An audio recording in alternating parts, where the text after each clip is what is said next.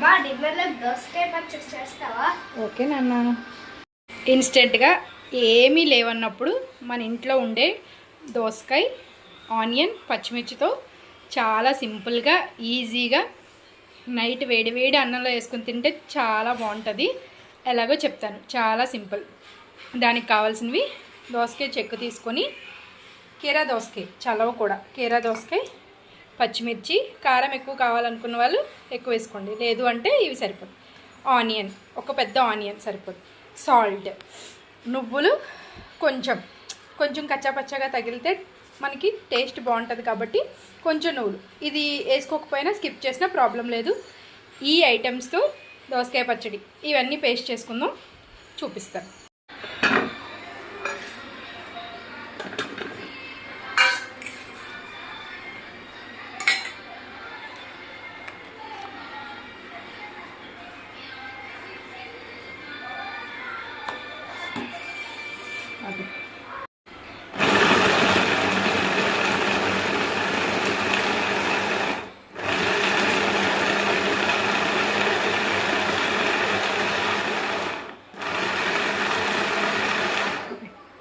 కొంచెం జీలకర్ర లాస్ట్లో, అది పేస్ట్ అయిన తర్వాత ఇప్పుడు మనం ఆ పచ్చడిలోకి పోపు వేసుకుంటాం.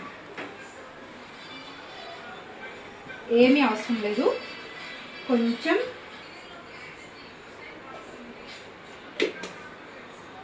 నెయ్యి వేసాను, చూపించు. ఆవాలు, జీలకర్ర, అంతే, ఏమీ అక్కర్లేదు. కొంచెం ఆవాలు, జీలకర్ర,